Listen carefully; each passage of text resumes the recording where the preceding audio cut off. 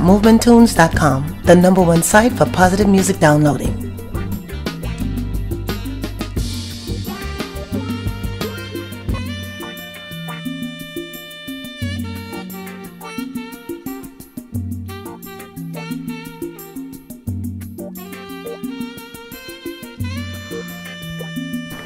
Please state your name. William Hinds. Okay. And what is your occupation? Well, most people call me the solar guy. I'm actually an alternative energy expert, and I both work for the Barbados government as the key person in terms of renewable energy and energy efficiency, and I also involved privately with at least a solar vehicle company. Okay. So let's talk about your educational background. What has prepared you for the field that you're in with renewable energy? Curiosity, driving interests, all began with a feeling that I need to get involved in alternative energy way back in 1983. That evolved into a national NGO, the Barbados Association for Renewable Energy Science and Technology, in 1984, and by 1986 I've had a master's in alternative energy for developing countries from University of Reading in UK. So this was about 24 years ago. It's been a long time. So you're way ahead of the curve.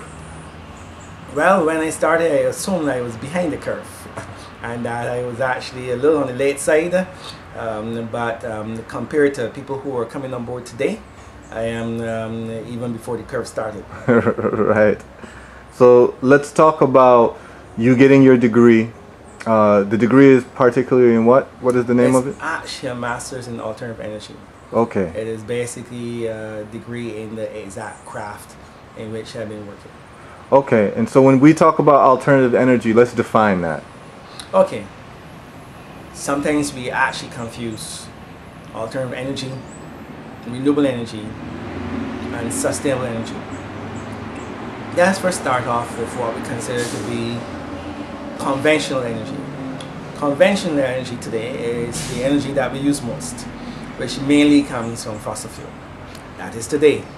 Hundreds of years ago it was different, because we were actually using more wind and more solar and more biofuels. But today, when we say conventional energy, we are talking about mainly fossil fuels. Alternative energy is anything but that, which includes solar and wind and biofuels, etc. But it also includes nuclear energy.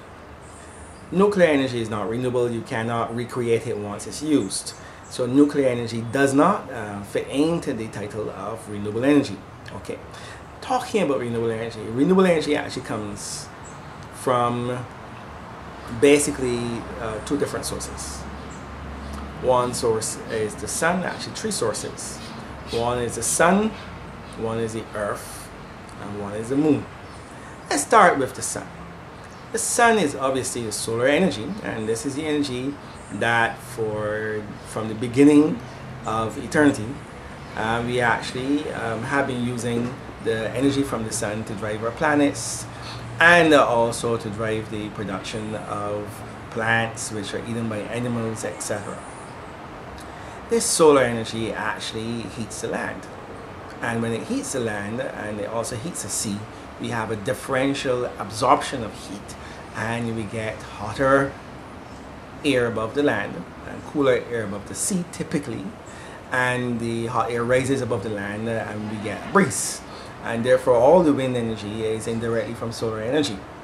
When the water evaporates and then comes down rain and runs into the rivers, we get hydropower. So hydropower is also from solar energy indirectly. Biofuel, as I mentioned before, the plants, they absorb the energy directly from the sun, and therefore biofuel is solar energy once removed. But there's a type of energy that we have here that does not come indirectly or directly from the sun. That is actually geothermal energy. This is the natural heat in the core of the earth which seeps close to the surface. And we drill down and we extract that heat, and that's geothermal. So we do get our energy from the sun, and we get wind and biofuels directly, indirectly from the sun, hydroelectric power. But we get geothermal from the earth. Finally, let's talk about the moon. We are all familiar with high tides and low tides, and we actually get tidal energy, the movement of the wave or the tide backwards and forward according to the gravitational pull of the moon from the moon.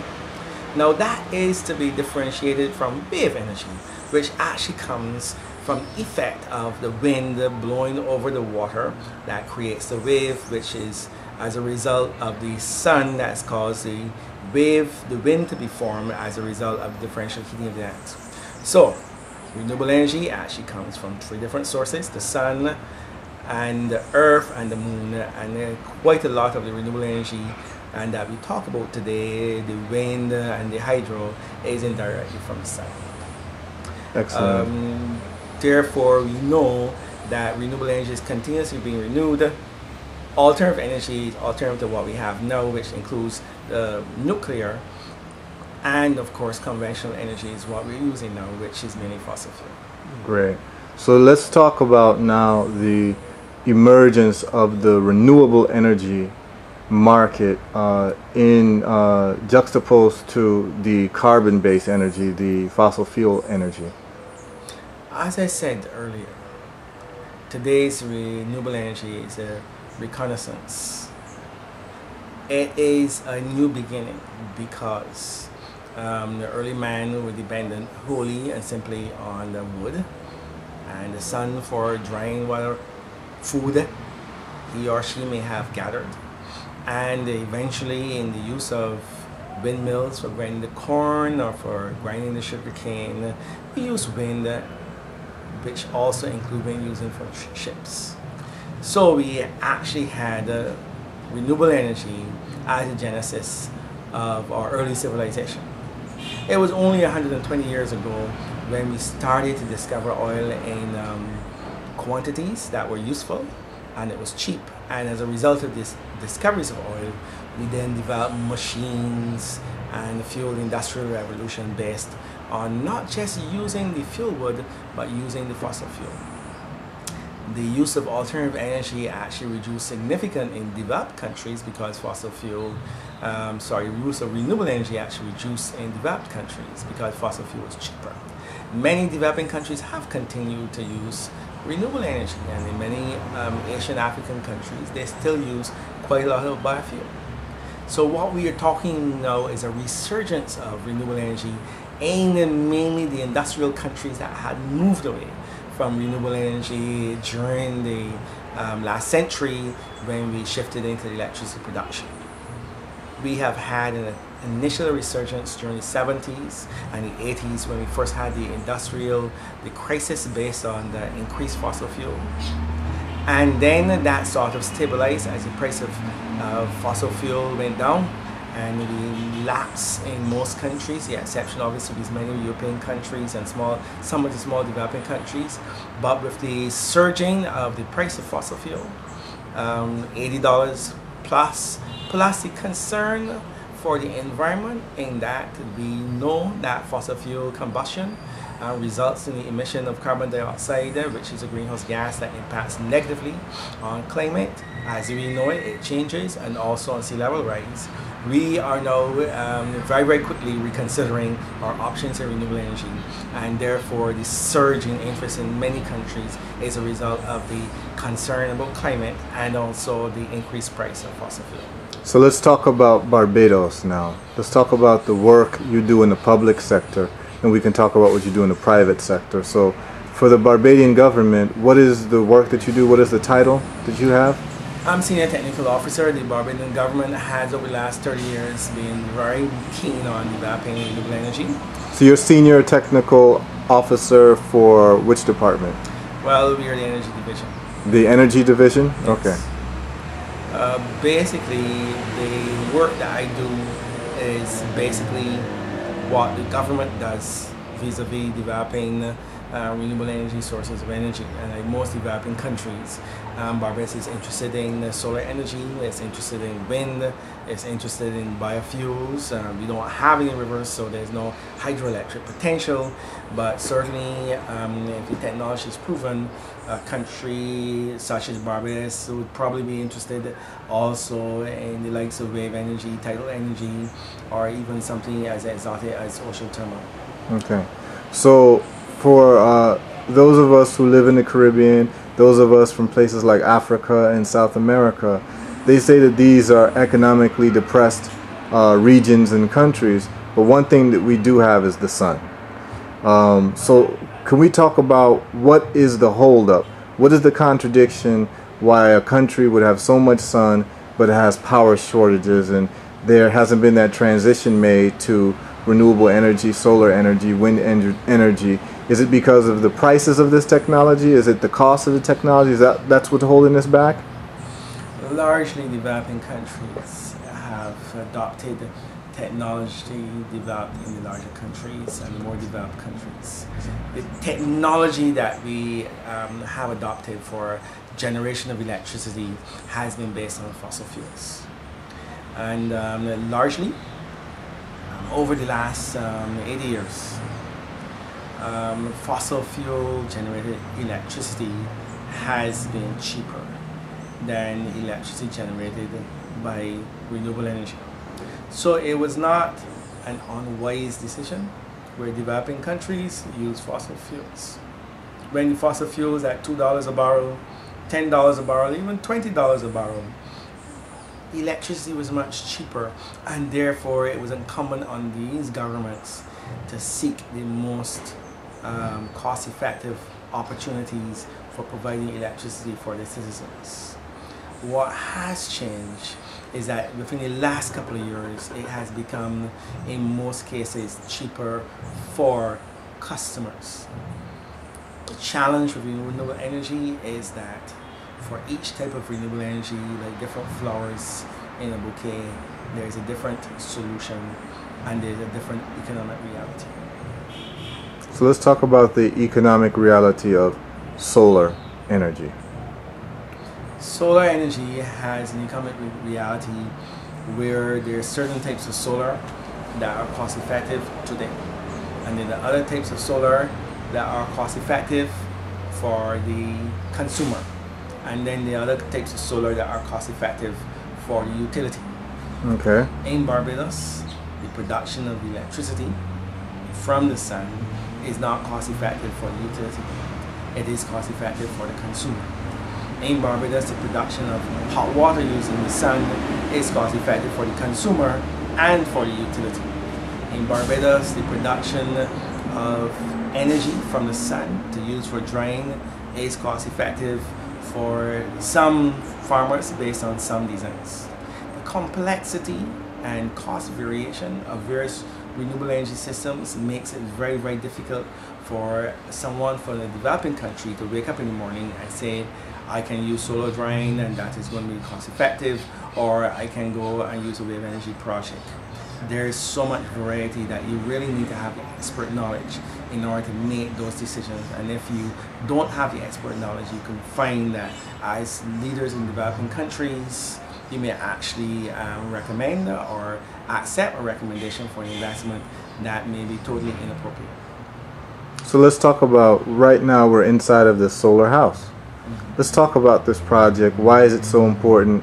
Why is it so historic to have this solar model house in Barbados? And I know that you were involved in it, so let's just talk about your involvement in it and its importance. The solar house is basically a demonstration of solar energy and energy efficient building design.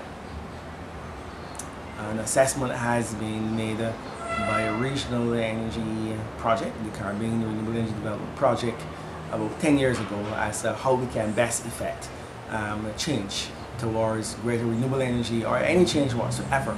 And they looked at video documentaries, they look at books, booklets, they actually look at lectures, short-term workshops, and they look at actually having practical systems and demonstrated. And it was found that the best way of convincing John or Mary to change to something that may be better for them is to actually have a system that they can actually go and experience it. Okay.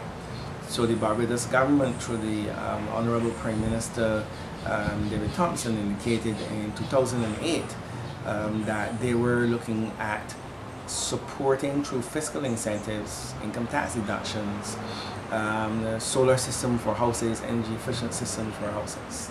The Barbados government felt then, I assume, it was a good decision that in order for people to have a better understanding and be more supportive of the decision to get involved in putting solar on the houses, is to actually have a house that they can visit and look around and realize that there are no mirrors, there are no strings, that it actually works on solar energy. So that's the reason why we established the solar house. And when was it established? The solar house was opened in 2007. 2007. And so what difference have you seen it make in terms of the consciousness of the public? Well, I would like to say that one swallow does not make a spring. We are the most successful solar demonstration house in the Caribbean. Hundreds of people visit and are all very excited about the prospect. They look around, they take note, and they go off. But the transition by Barbadians towards solar houses is less a singular effort, but a compendium of efforts over the last number of years.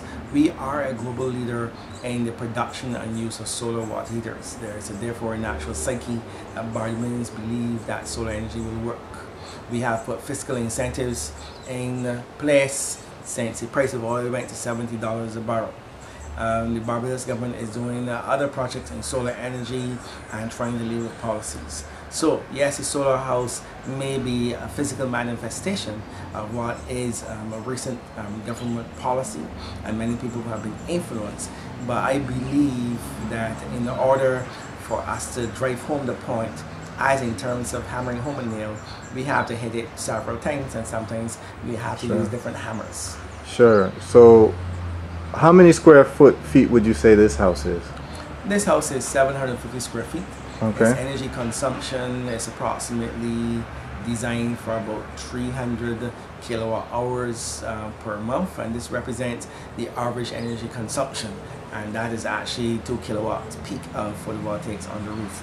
So what we are saying here, this is the type of energy that we use by the average Barbadian. Excellent. And what would be the cost of putting something like this together in terms of having it solar enabled and off of the grid? What would be the cost for a house like this? When we put this in place, we were looking at approximately US $15,000. Typically, if you weren't using batteries and you were doing this in several of them at a time, you'd probably be looking at maybe around $10,000 US for batteries. We are hoping that the price will come down, but that is the price. And what I can say for batteries, if you were connected directly to the grid, the electricity that you would be producing using solar energy would be cheaper. Sure. The electricity from the grid. Right. Now, one of the books that I'm reading right now is a book by a man named Van Jones, and it's called Green Collar Economy. He used to be the advisor to Barack Obama in the United States on energy efficiency. And he no longer works for him, but he wrote this book called The Green Collar Economy. And he talked about some of the price constraints and some of the creative things that private industries are doing. So for instance, there's a solar panel company, the solar installation company in the States, who has partnered with JP Morgan Bank to issue lease programs and financing programs for people who want to put up solar panels in their house. Because what they're saying is essentially that the payments, the monthly payments would be cheaper. The monthly payments for the panels and the installation would be a lot cheaper than what it would be in terms of their monthly utility bill. And then they would be able to own the panels and the installation after, let's say, 10 years or 8 years, whatever, however long it was, like a car loan. What is the possibility of something like that happening? Because I was informed that the solar water heaters that people use on their houses, a lot of that is financed as well. So what would be the possibility of having solar panels and installation financed in Barbados? Well, you're absolutely correct. There are issues relating to bringing solar energy to the people and dealing with high upfront costs. There are very few people who go into an automobile dealer and write a check for the price of the automobile. Most of them get some sort of financing. So basically, for solar electric systems, the issue and need for opportunity for financing is always there. It's also there. What we're really looking at are two approaches towards developing the industry. One I call the demand side, and the other one is supply side. In other words, how do you, on the supply side, ensure that the customer is going to purchase the system? Now, you have to have the systems in place, yes. You also have to have people who can sell them, people who are trained. And you also need to train those people in the maintenance of the systems. That is on the supply side. On the demand side, you have to convince the customer. You have to say to the customer, yes, the system is good for you. You have to make it popular. But also on the demand side, you have to understand that the customer is not going to be able to always have this money up front. So you have to create different types of financing schemes to allow the customer to be able to have the cash in order to go and purchase the system. So you cannot say, well, here is a solar house and therefore people know about it. You have to look at all parts of the chain of delivery and supply and the demand for the system to make sure that every component in that chain is impacted. Okay, so how do we transition the solar energy and renewable energy needs into jobs and investment? The reason or explanation is that you need to look at every count in the chain and make sure that it is oriented towards making the whole process happen. So with solar water heaters, usually that's included in the price of the house, correct? When yes someone's no. purchasing a house? Yes and no. Okay. And before I talk about that being included in the price of the house, let's talk about the innovation. Let's talk about when the market becomes saturated. Let's talk about how we start. Typically the innovation curve is a bell curve. And at the very, very beginning, it is very, very small. And those are the first persons who are going to get the systems, and those are the persons who are going to have a house already, but they're going to buy it and add it to their house because there's no established community. These are the persons who may bring them in themselves or actually building themselves. Mm-hmm. Right at the very end, you have those people who are the laggards who will get one with their house or get one because everyone else is getting them. Somewhere in between there is a transition from where you have difficulty getting the system, maybe you have to make it yourself, mm-hmm. to transition where you reach a stage where yes, you can buy it with your house, or if you don't buy it with your house, the house comes pre-wired for it. Like say for example, you buy a house, there's no washing machine, but the owner says, well, here's the place where you connect the washing machine. You already have the plumbing. Here's the place where you put your fireplace, or the place where you mm-hmm. may put hair dryer, air conditioner. Mm-hmm. Okay? The infrastructure. Right. So what I'm saying to you is that today in Barbados, because it is expected and understood that a solar system is useful for you and it's also an asset in terms of adding value to your house. You either buy it with the house or you have the infrastructure there. We need to reach that stage, not just in Barbados, but other countries in the region, for solar electric systems, where when you go to buy a house, they say to you, well, it comes with or without the solar electric. And if it comes without the solar electric, we will actually have it pre-wired for the solar electric. You spoke about the financial incentives that the government gives for having solar panels on your house. Can you talk about those in detail? Yes. The Barbados government, through the announcement of the Prime Minister, the Right Honorable David Thompson, in 2008, identified a $25,000 income tax deduction spread over 5 years when you're investing in a solar system or any other renewable energy system, or for that matter, any energy efficiency system for your house. Wow, that's really great. That's really progressive. Let's talk about some of the projects that you're working on. I know that the solar house isn't the only one that you're working on. I know that there's a solar bus, and there's many other things that you're working on, and you can just talk about what you're doing within your public capacity, and also your private capacity? Well, in terms of public capacity, I will tell you what has already been announced. Because if it's not been announced, I will not be the person to let the cat out of the bag. Okay, so what has been announced is that the Barbados government is looking at a number of solar and electric projects, wind projects through the island. Okay. What's been announced is that we have a project with the Inter-American Development Bank that is helping us to develop a sustainable energy framework.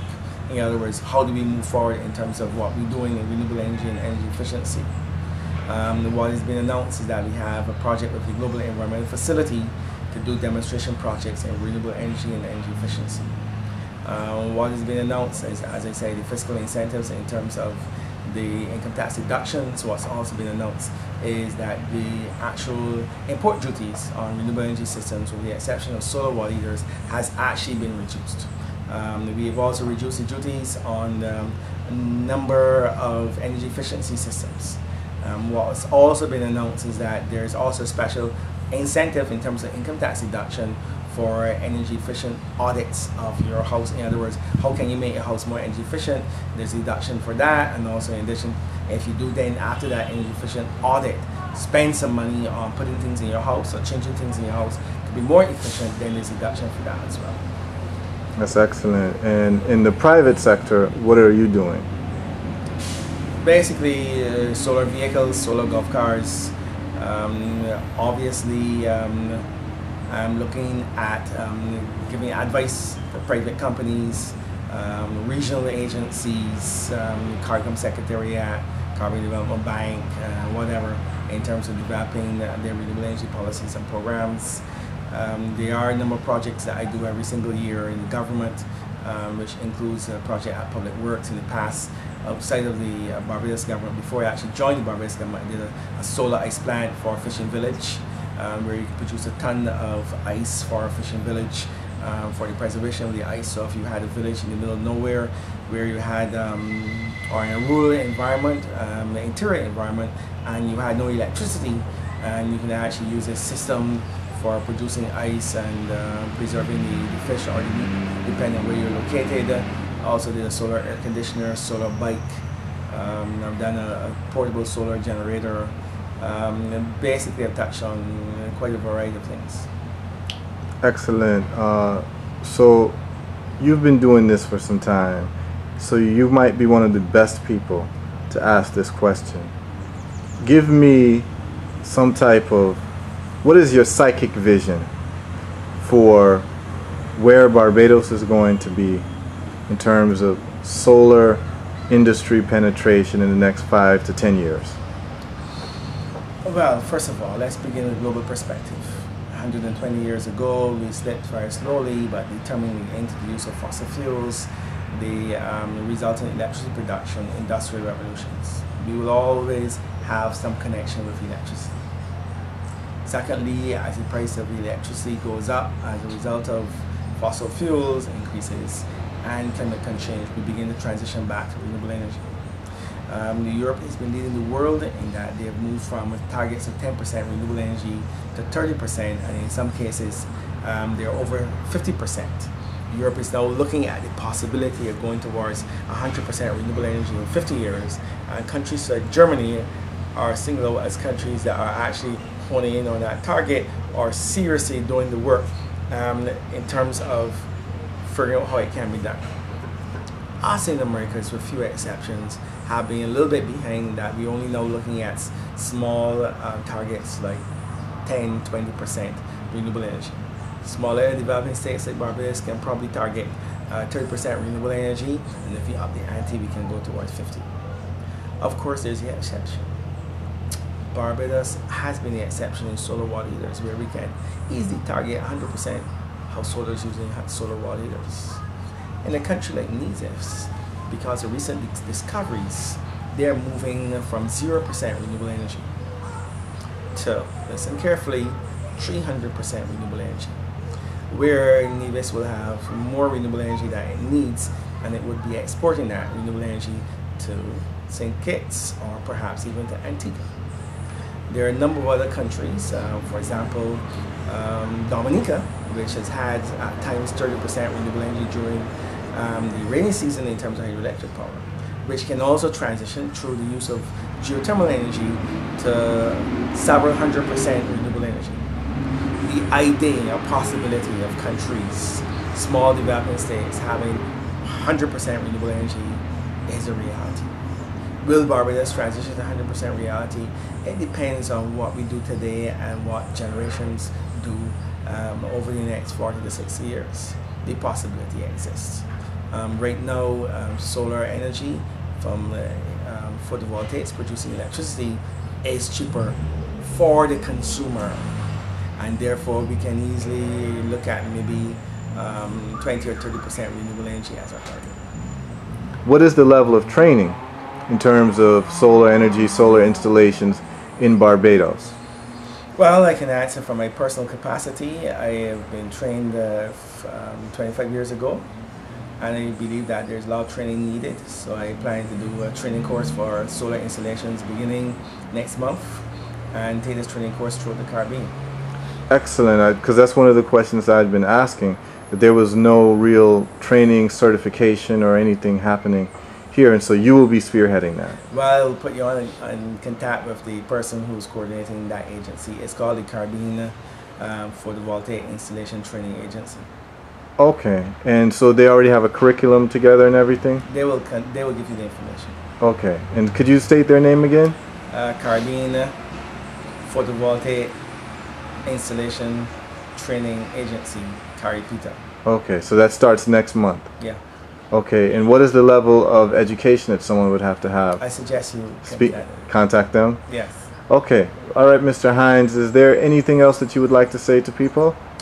Well, before we had fossil fuel, we were developing.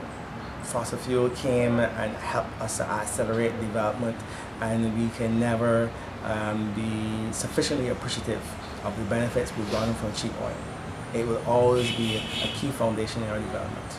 But as we go into the new century, our dependence on one single energy source will probably shift, and we will be dependent on many energy sources, and that will include, to a large extent, a fair amount of renewable energy. Okay, great. Is there any specific contact information you'd like to give people? People who see this may want to contact you for many different reasons. Is there a website that you have, and is there also an email address where people could reach you? Email address is caribbeanret@yahoo.com. But if you Google William Hinds Solar or William Hinds Energy, chances are you'll find me. Okay, so it's Caribbean RET? RET for Renewable Energy Technology. Okay. RET@yahoo.com. Yahoo.com to be able to reach you. Yes. Okay, Mr. Hinds, thank you so much. You're welcome. All right. Movementunes.com, the #1 site for positive music downloading.